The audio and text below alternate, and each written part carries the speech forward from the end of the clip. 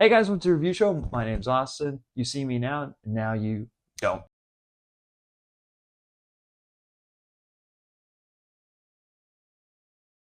Kind of how the magic is in this movie. It's not really magic.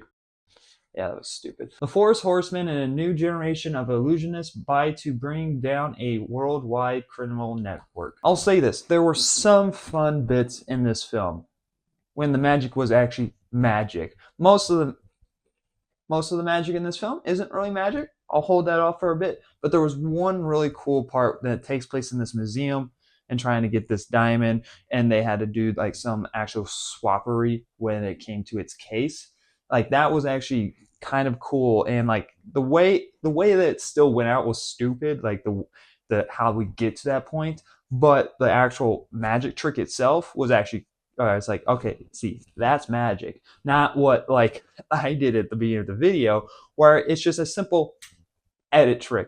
Like that's what, and especially with the route that they're going with in this film, with it being a new generation. You have these set new of characters that are younger, and they basically are taking the torch of the old characters, and their kind of stick is with technology. Because at the beginning of this film, you see them use projections and like kind of like reflection like material to trick people into thinking that these are the real horsemen, but yet no, it's just a recording, and it's all fake. Especially the way that they explain it afterwards, on how they do the trick, and some of them make sense, like the one I just said about the diamond stealing one, but most of them don't make sense, and the ones that do make sense, they can sometimes also go too far and then make it make less sense afterwards. And to be honest, I could let some of that stuff slide if the movie was actually good.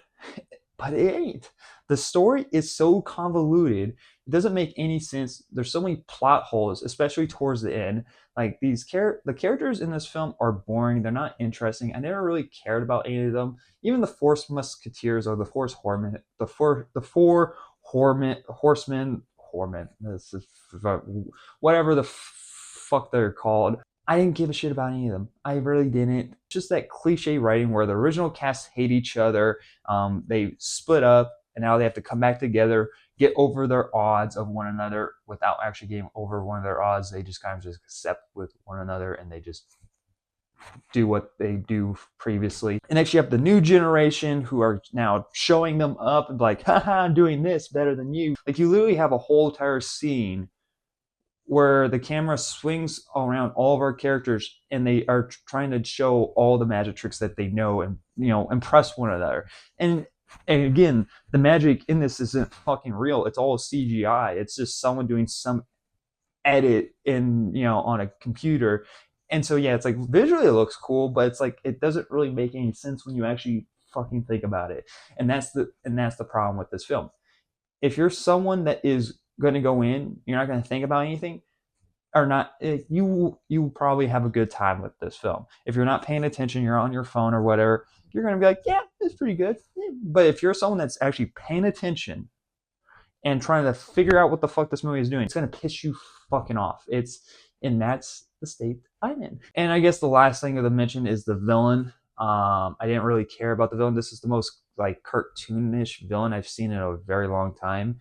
And there's this twist towards the end that kind of just ruins the whole entire film. It doesn't really make any fucking sense, and it kind of makes the whole entire film a waste of time and more convoluted. And it's like, why did you not just go do this instead of going on this adventure that we just went on? That's it's This movie is dumb. I don't get the point of these films. I don't ever want to watch this film again. Um, yeah, it's also the same director that did Uncharted, the Tom Holland and Mark Wahlberg film, which I liked for the most part, but the problems I have with that film really just really shows in this one. And so hopefully, if they do Uncharted 2, it doesn't become what this one just became.